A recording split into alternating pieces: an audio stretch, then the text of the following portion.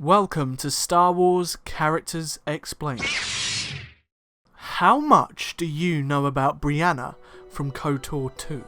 She's a curious character with a lot of story to tell, so let's discover together the complete story of the Old Republic's last handmaiden, Brianna K.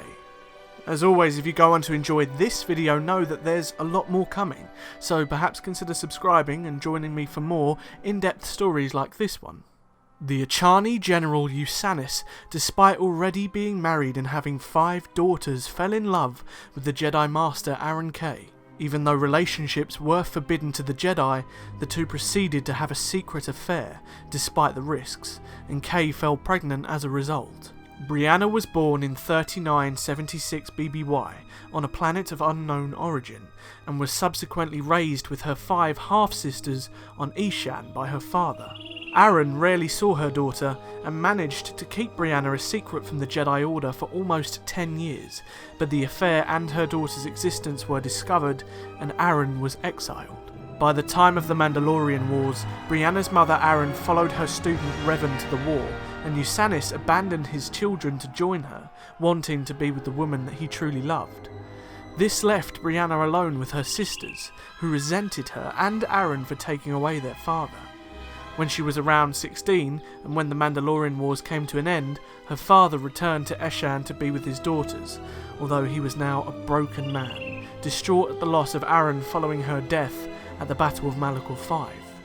Usanis told Brianna a few stories about her mother, but not many, and passed down her robes to her, but never spoke of her again. A couple of years later, during the Jedi Civil War, Usanis was murdered by the then Sith Lord Darth Revan, and Brianna, along with her 5 sisters, became orphaned. What happened during her life as an orphan was never known, but it is known that all 6 sisters eventually came into the service of the Jedi Master and historian Atris about a year after the Jedi Civil War with Revan. They settled in the secret Telos 4 Academy in the polar regions of the destroyed surface, and the sisters, including Brianna, helped Atris recover long-lost stolen relics and holocrons from across the galaxy, so that Atris could rebuild the Order after it had been fundamentally destroyed by a hidden Sith threat. However, Atris made the sisters swear to an oath that they would never study the Jedi teachings, and this was secretly done so they couldn't feel the dark-sided taint of Atris as she studied the artifacts, some of which were Sith. Atris kept a special eye on Brianna though, knowing about her mother Aaron, and did her best to ensure that Brianna remained oblivious to her powers. Achani people tended to look almost identical to their respective gendered parent, but because Brianna bore the face of her mother Aaron rather than her stepmother, her sisters looked down on her. The Achani people truly believed that shame and betrayal were passed down through bloodlines, and as such, the sisters saw Brianna as a vessel for the shame of their father.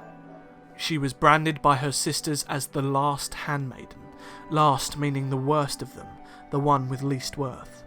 Brianna eventually accepted this title, feeling that the shame of her father's acts gave her no right to her own individuality, and thus she put her true name to one side and went only by the title The Last Handmaiden. In 3951 BBY, Brianna was sent by Atris to investigate the destruction of the Paragus mining facility, and subsequently learned that the culprit escaped to Telos. She learned about the ship known as the Ebon Hawk and stole it, along with an astromech droid. She returned it to the Academy so that Atris could study it in an attempt to figure out what role it played in the facility's destruction. But, to their surprise, a Jedi found the secret Jedi Academy and pursued her ship back to the polar regions. Brianna confronted this Jedi, ordering her to surrender, and took her to Atris. After the Jedi and Atris finished their discussion, Brianna could feel Atris had become stressed and was full of emotion, contrary to Atris's claims that the Jedi were emotionless, and as a result of this piqued curiosity, Brianna spoke with the Jedi in the Academy, who revealed herself to be Mitra Surik, a former friend of Atris who supposedly fell to the dark side. But despite her initial wariness of Surik, she didn't believe this was true, and the two spoke extensively, with Brianna admitting that she found the teachings of the Jedi fascinating, and was also intrigued by Mitra's history. They discussed the Achani and the way they expressed their feelings through combat, and finally, she asked Mitra and her companion Kreia what it was like to feel the Force, and was surprised and appreciative of the two's honesty, despite their contrasting views. Before Mitra left the station, Atris ordered Brianna to sneak aboard the Ebon Hawk and befriend Mitra so that she could monitor her and report to Atris her actions and thoughts and whether she was in league with the Sith and the dark side. When the Hawk left the academy, she revealed herself after discovering that Mitra had stolen one of Atris's secret archives and committed herself to helping the Jedi exile find the missing masters on the recordings. But despite her insistence to help, this was down to her loyalty to Atris, and she remained highly cautious of Mitra because of Atris's continued warnings, and she isolated herself from the crew within the cargo hold.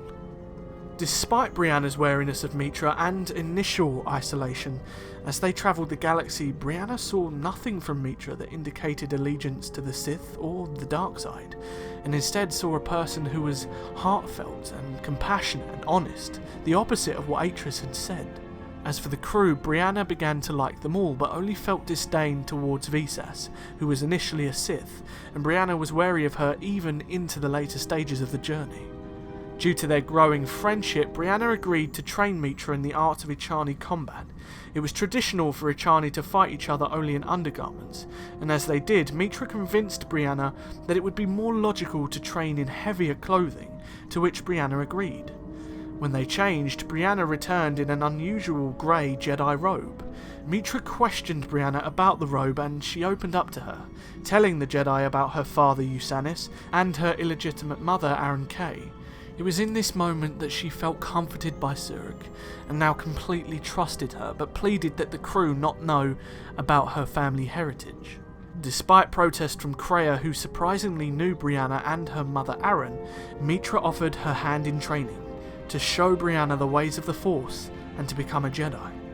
Although initially reluctant, knowing that she would break her oath to Atris, Brianna trusted Mitra wholeheartedly, and truly wanted to follow in her mother's footsteps, becoming a Jedi, feeling that it would be an insult to her mother's heritage if she didn't.